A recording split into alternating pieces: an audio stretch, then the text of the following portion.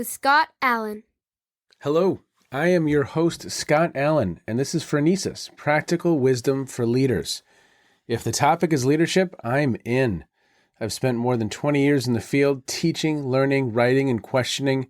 When I'm not working on Phronesis, I travel, delivering keynotes, working with individuals and teams, and helping people from organizations across industries become better leaders. Want to learn more? Visit me at scottjallen.net. Phronesis offers a smart, fast-paced discussion about all things leadership. We explore relevant topics and incorporate practical tips to help you make a difference in how you lead and live. Listen Notes lists Phronesis in the top 3% of podcasts worldwide. Phronesis is the official podcast of the International Leadership Association. ILA brings together those who teach, study, and develop leadership, advancing leadership knowledge and practice for a better world. Learn more at ila-net.org. Finally, if you enjoy Phronesis, please subscribe to stay current on our weekly episodes.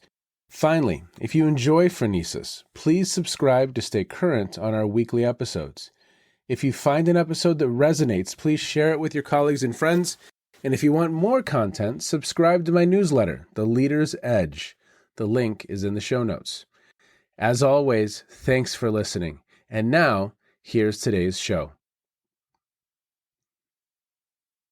Okay, everybody, welcome to the Phronesis podcast. Thank you so much for checking in wherever you are in the world. It is good to have you with us. Today, I have Eric Svaren, he, him. Eric coaches executives as well as senior and emerging leaders in business, tech, healthcare, research, higher education, government, associations, and NGOs. He's also an organization development consultant, serving local, national, and international clients. He teaches leadership in action for the Daniel J. Evans School of Public Policy and Governance at the beautiful University of Washington. Eric is also a developmental leadership coach for Global Leadership Associates in the United Kingdom. With students and clients, he focuses on the practical application of theories and models to pressing leadership, organizational, and societal problems. He draws on research and writing on adult development theory, adaptive leadership, team dynamics, culture, equity, engagement, adult learning, and polarity management. Eric served in internal roles supporting clinical operations at a national cancer center, staffing a Seattle City Council member, and running a joint labor management program. He earned his master's degree in sociology at the University of Washington with concentrations in social psychology and organizational sociology. He also holds certifications in many coaching and OD methods and instruments. Hailing in from the Pacific Northwest in the United States, a beautiful Pacific Northwest. We were just talking about, Eric, the mountain is out. Can you help listeners understand the next time they go to the Pacific Northwest, they'll seem like a local if they say the mountain is out.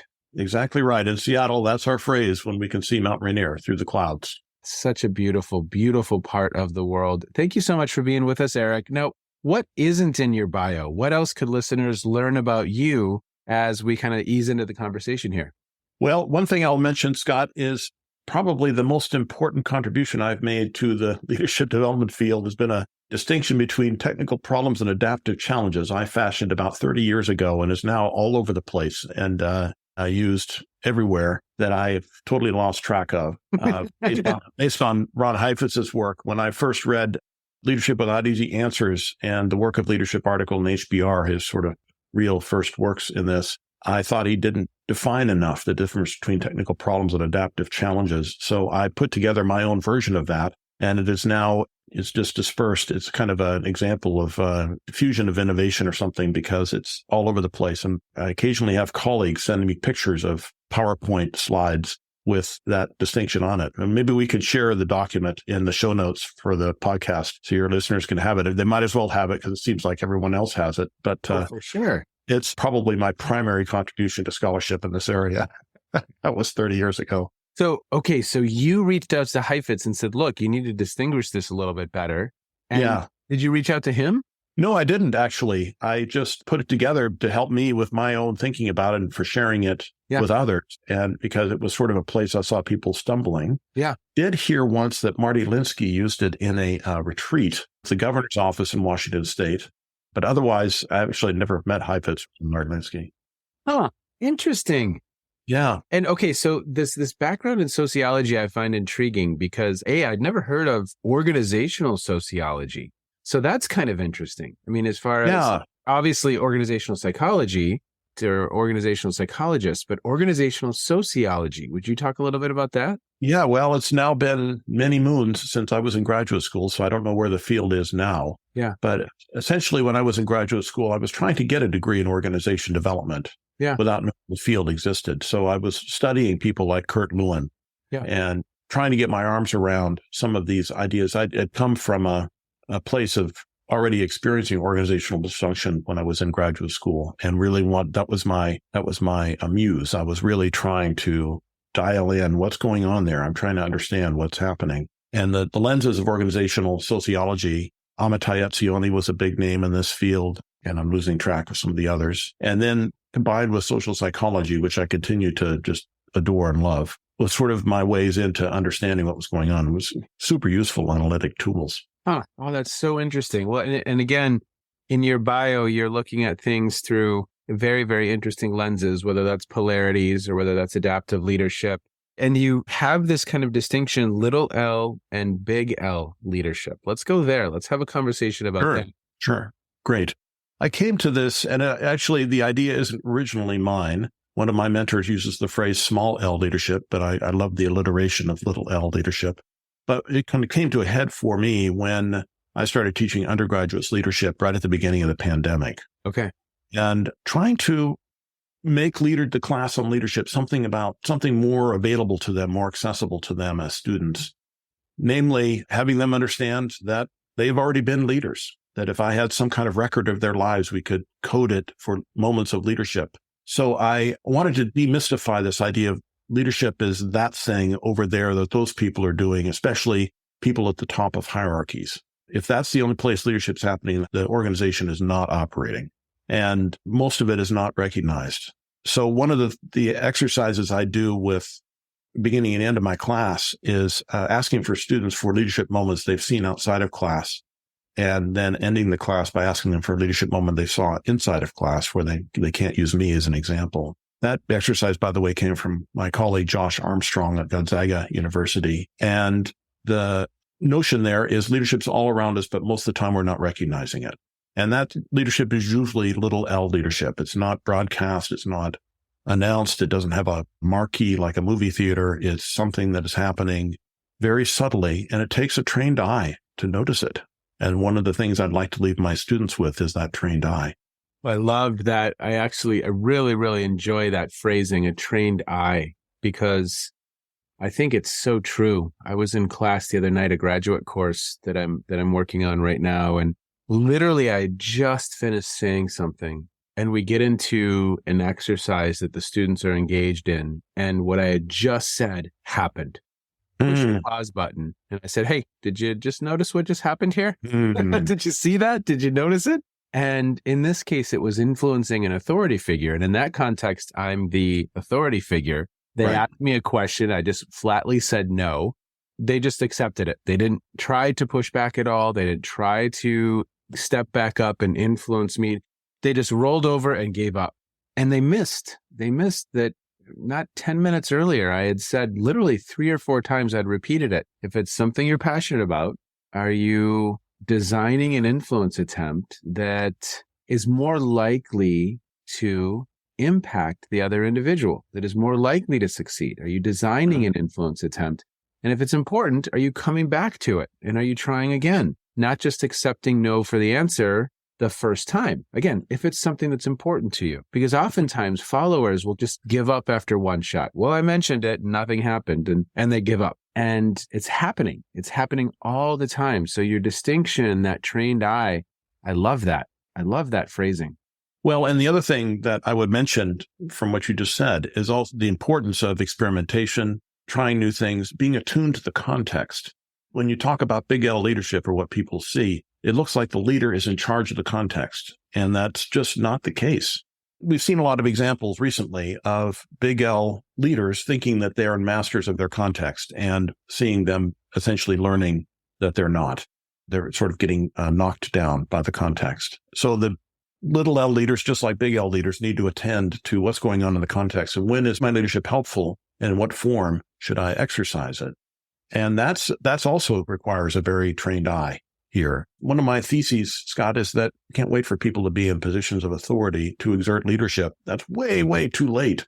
Yes. They need to be practicing leadership much earlier in their lives and making all those little errors when the stakes are lower, and they might have a better chance of getting some feedback and some guidance on how to do it differently. So one of the messages to my students is we need to be practicing leadership right now, today, this week, in order to be trained up enough and have enough muscle memory to be effective when you are in a position of greater authority and have greater responsibility. Well, and it's a distinction that if we can help individuals see. So as I'm working with undergraduates, I teach in the spring, I teach a course with juniors. They're management and organizational leadership majors. And it's so interesting to, I love that activity of where have you seen it outside? Where have you seen it inside the organization? And I'm going to go one example and another example, just because I think this is fascinating because it is all around them. It's happening all of the time. People without a position of authority can influence the direction of the group, can make a difference in whatever community that they are a part of. Maybe in brief moments they exercise leadership and they step back and they're more of a fellowship role, but it's happening in their fraternities or sororities or in student government or in their associations. It's happening all around them all the time. So one way that I've experimented with really trying to help the students see that, similar to what you're doing, is I have what's called the daily observation. They write a paragraph. It's each day. It's kind of like my version of 8-minute abs. They're going to do this, write a paragraph. And we have a lot of terms and concepts and buckets of content that we kind of explore. So they have to use 10 to 15 of those concepts in this observation. And it could be that you're watching the football game on Sunday. It could be that you were watching your favorite film. It could be that you were in your association or you were in class. During the activity that we did in class, what did you see? Because it's a totally different world when we can bring them to a place. And I always feel so excited when the students start really just getting good at that. They get really, really good at starting to see, starting to notice the dynamics happening in front of them. I love the activity at the beginning, at the end of class. I think that's awesome. Mm-hmm. Is there anything else that you do in the context of class to help train them to be seeing with different eyes?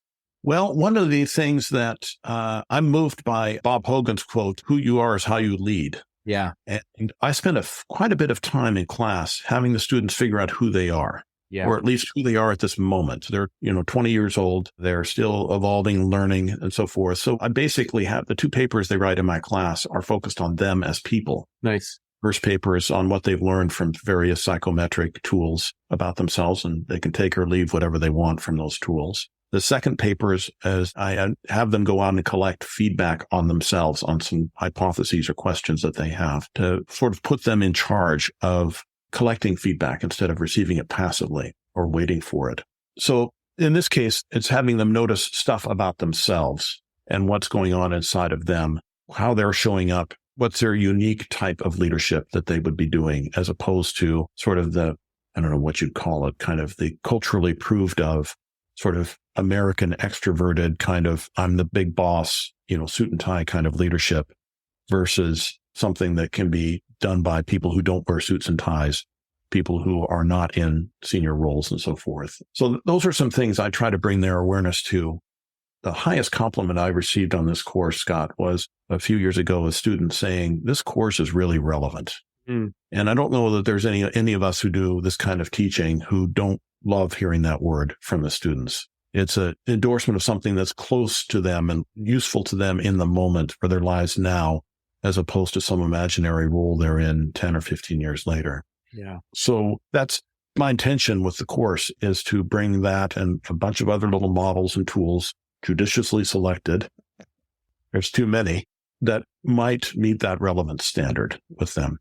And what I really like about what you just said is the example I'm using oftentimes when I talk about the daily observations is that they're paying attention to their environment and what's happening externally. But the dimension you've just added that I've never thought of is to help them be better at monitoring what's happening internally. Mm-hmm. because that's a whole world in and of itself. I'm feeling Right. de-energized, frustrated, triggered. And am I present with that? Am I aware of that? Am I noticing that? Or am I just defaulting into some type of behavior as a result of that? Right. This is an example of me trying to sprinkle in a little bit of adult development theory and kind of the coaching I'm doing with clients outside of the class. Recently, you had Val Livesay on your podcast talking about fallback, and Val's a colleague of mine as well. And some of this adult development ideas, I try to sprinkle into the course without expressly talking about it. And this idea that you were just mentioning about having them look inside is coming from that space. And notice I'm not talking about fallback explicitly. I'm not talking about action inquiry from Bill Torbert explicitly, but I'm trying to sprinkle some of that into the course and plant some seeds for the future. Yeah. Well, I think that's incredibly valuable because am I noticing what's happening within? Am I noticing what's happening outside in kind of this context? Now, you'd also said something that I found interesting. So would you describe paper number 2? So they've done some exploration. They've done some self-assessments. Sure. They've kind of gotten somewhat of a sense of what those data points suggest. But then you actually have them going out and engaging with others. Yeah. So the idea here is to get them in charge of collecting feedback. And feedback for me, I think one-to-one feedback is the primary engine of our growth and development. And I want these students to have the experience of doing that in a structured way. So I asked them from the first paper where they're learning about themselves, or at least what some tools say about them, that they have 5 hypotheses about themselves. Oh, wow. And they identify those, and then they go out and test those 5 hypotheses with 5 people in their lives. And these being the students who are 20 years old, many of their hypotheses are tested with family members, parents, and so forth, but also with friends and roommates and things like that, coworkers. Interesting. And then report to me what they learned. And then the end of the paper is a little bit, well, what might you try? What are a few experiments or steps you might take to metabolize that feedback you've received? So, Eric, what might be an example of a hypothesis that I would have about myself? What do you see? What are some, because I find this really, really cool. Yeah. So one of the hypotheses might be just that I tend to talk a lot and I tend to roll over people, or I don't talk enough. People don't know where I am. Those are typically that assertiveness continuum is one of the sources of hypotheses. And so they're one or the other end, and they're wondering, how is that showing up, or how are you seeing that? And then so they're asking these 5 informants, where am I? How do you see that? Do I tend to talk over people and not leave people enough space to talk or share? Or am I not asking enough questions or something like that? Or do I tend to be more of a wallflower and tend to hold back? And are you left wondering where I stand or wishing that you'd heard more from me? So that would be an example of hypotheses that show up a lot in these papers.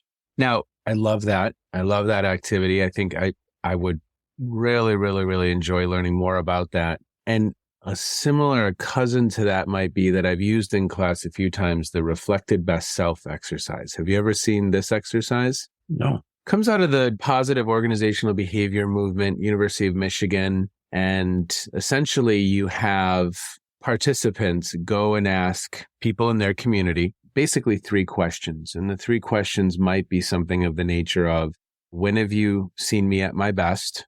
What was I engaged in? Who was I with? And do you have any other data for me about what it's like when I'm at my best? And oh my gosh, Eric, I've had students present, because I would oftentimes then do maybe like a 5-minute summary that they would then give the class about their reflected best self. And, it had to be people who were going to give them serious answers. It couldn't be, well, you were at your best last Thursday night, bro, that type of stuff.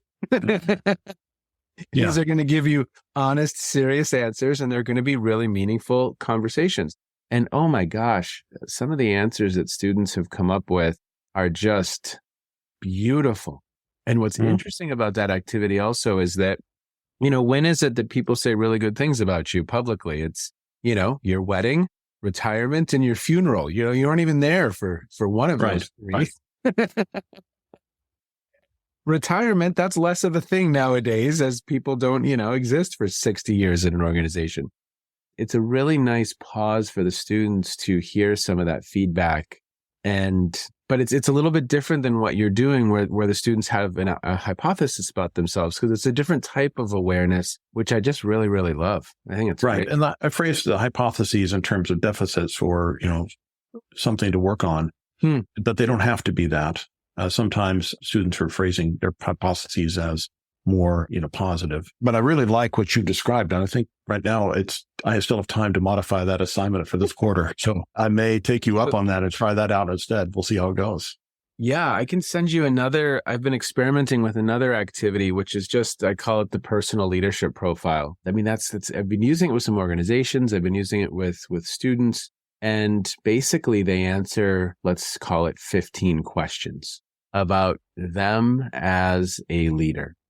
And it might be about their values. It might be about hot buttons that they have. It might be any number of different dimensions about kind of how they work. Under stress, you might notice that et cetera, et cetera. And then they come up with, basically, it's kind of a 4 or 5 paragraph summary of them as a leader that they can share with others. And so this is the first semester where I had them actually talk with some loved ones about what they wrote and ask for some feedback. But again, kind of a cousin to what you're doing, but just so incredibly valuable. I mean, I think a lot of times we don't spend enough time helping an individual situate themselves in them, whether it's their values, whether it's who they are and what they stand for, whether it's some of these hypotheses that you're speaking of, because I don't know. I thought it was Bernard Bass for a long time, but it wasn't who said this. But do you have your own shop in order, so to speak, right? Back to some of the adult development work. Are you in a solid foundation with yourself that who you are is how you lead? I love that quote from Hogan as well. Really situating ourselves. Critical. Well, boy, this is an unexpected bonus from this conversation. Scott is getting ideas from you as a fellow traveler here. things that I want to change in my own course. So this is one of the joys of doing this is I'm constantly learning and revising the course. It's also one of the terrors, I would say, making changes. I'm not sure how they're going to work out. Little adaptive challenges all the time. Well, the feeling's mutual because I've never thought of having the student come up with some hypotheses and then having them checked. I mean, I think, and to your point, that's exactly what I love about the classroom is the opportunity to experiment to see if we can get further faster. And again, my passion in life is how do we better prepare people to serve in these really challenging roles or serve in little L situations where I'm not the authority figure necessarily, but I'm trying to help and make a difference. Am I prepared to do that? So David Day, when he was on early episode, I mean, it might have been, I think it was episode 17. He said, you want to invest in your development because everybody needs to be a leader, even when they're not the leader, quote unquote. Are you prepared to perform that little L leadership, even when you're not the quote unquote big L leader, as to use your phrasing? That's fantastic. Yeah, I love that. Notion.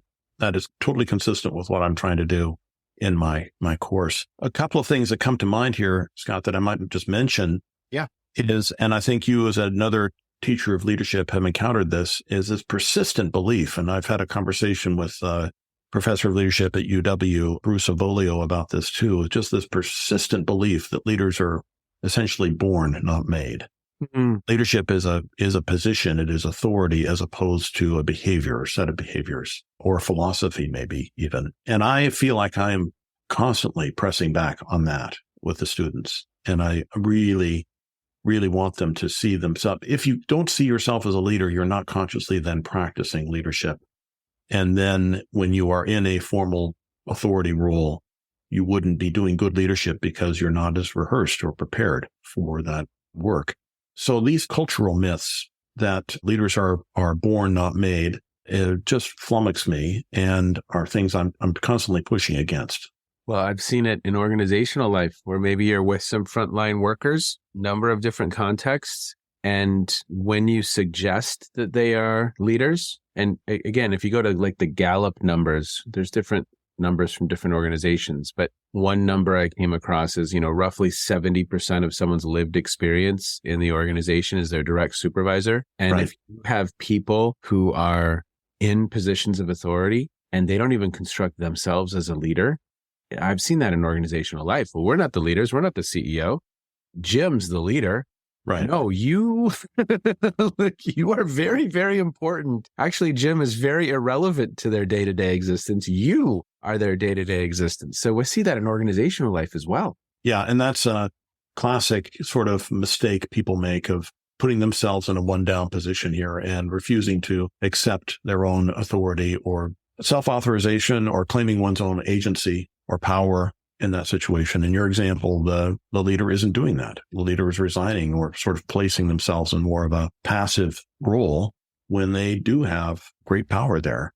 You mentioned the Gallup work, and one of the things that's really clear from that is that the reason people stay in jobs or leave jobs is their immediate supervisor. And if that person isn't doing the leadership and doing the development of their people and having conversations and building relationships and so forth, then that's going to be a bad experience for that employee, and they're going to look elsewhere for leadership or a job.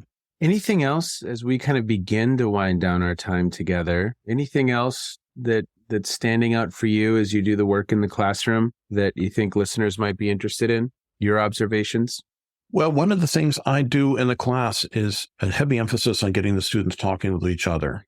Do a lot more facilitated conversations using cases and examples. Yesterday, we talked about the Columbia disaster with the space shuttle. I used two different articles, Amy Edmondson's take on that and Joseph Grenny's take on that. And to the point we were just covering, one of the engineers there placed themselves in this passive role and failed to do enough to alert the NASA hierarchy to the problem. And NASA hierarchy, of course, wasn't hosting those kinds of alarms, but that was really a significant problem and probably led to the loss, in that case, of 7 astronauts. So anyway, getting them practice in the classroom around exerting leadership in the class together. I'm doing a little bit of an experiment here this quarter with giving over 6 class days to leadership labs, I'm calling them, where their project is to run a 45-minute session in our class day. Those proposals are due tomorrow. So I'm interested to see what they look like. And then I'm hoping to have the students actually get in the role of leading a class and perhaps getting feedback from their colleagues right there on the spot. Yeah, I think was that the O-ring? Is that the case study that NASA? Well, that was the Challenger in 86. Okay. The 2003 was the foam strike on launch that the orbiter burned up on reentry. Right. The damaged tiles. Was that what that one was? That's right. Yeah. Basically, both disasters were known problems inside NASA at the time, and NASA's own way of working and its culture prevented them from doing what they needed to do to keep the astronauts safe. Yeah. It's a great book if you've never had the chance to check it out. But Ira Chaleth, The Courageous Follower. I mean, it's just his work is so, so important. I forget his actual phrasing, but it's standing up to and for our leaders. Right. Love that. Love that. Indeed. I would say to that, Scott, that I think when I'm talking about little L leadership, in part, I'm talking about followership. And I know that's part of what you lead into with the introduction to the podcast, is maybe even reframing followership to be a form of leadership. And I'm not sure if he does that in that book, but I'm sort of reframing followership as leadership there. I'm not talking here about, mutiny or something like that. I'm talking about how do you lead from the position you are in terms of the purpose and mission of the organization overall. Well, I had a conversation about mutinies with Keith Grint. Sometimes it might be mutiny. Need some little L leadership. Depending on the context and where you were in world history. Indeed.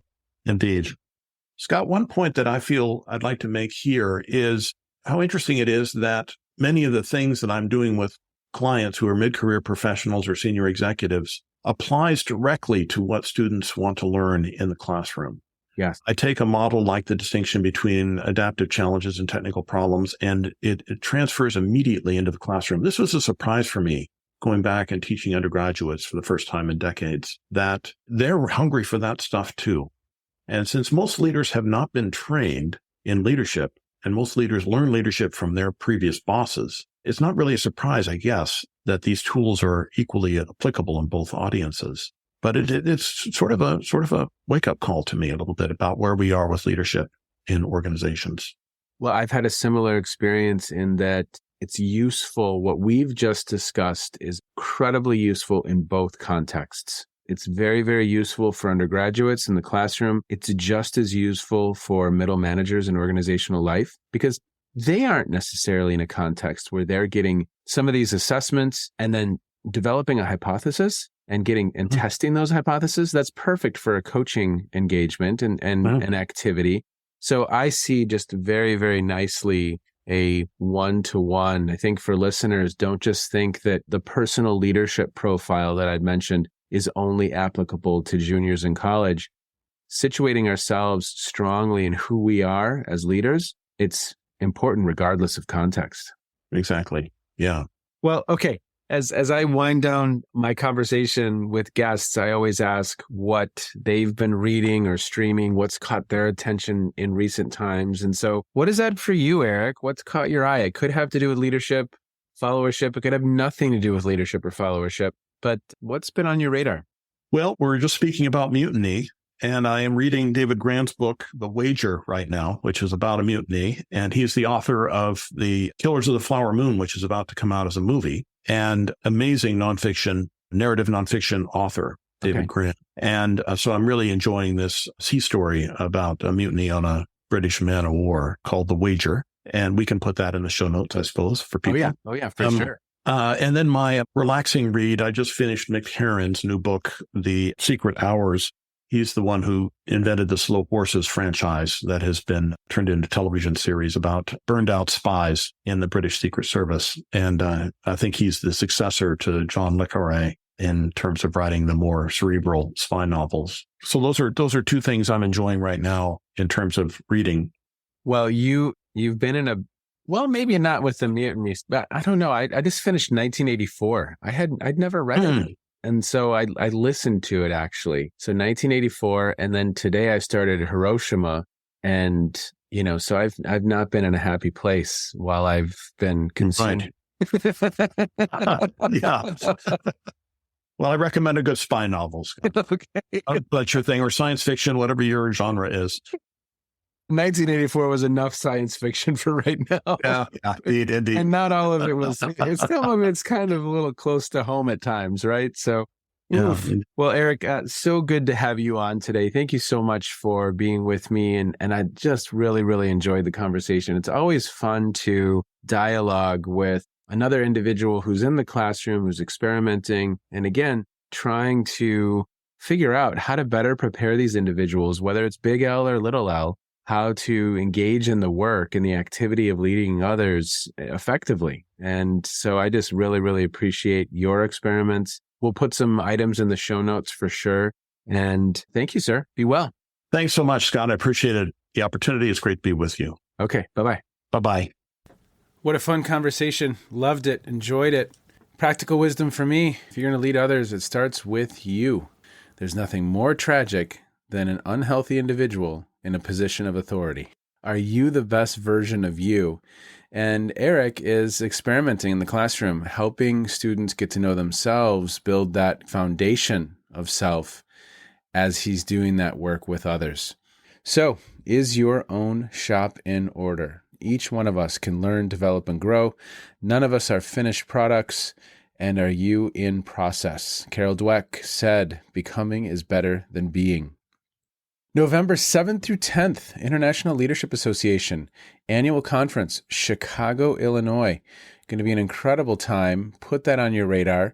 And I have a newsletter. You can find the link in the show notes. And each week I am bringing what I think are some new, interesting, cutting-edge articles on the topic of leadership right to your mailbox. So check out the show notes for that. As always, everyone, thank you so much for checking in. Take care. Be well. You have just finished another episode of Practical Wisdom for Leaders with Scott Allen. To contact me, visit scottjallen.net or send me a note at scott@scottjallen.net. I'm also on LinkedIn, so let's connect. If you have feedback, I'd love to hear it. And as always, thank you so much for listening. And now here's my daughter, Emily, with the outro.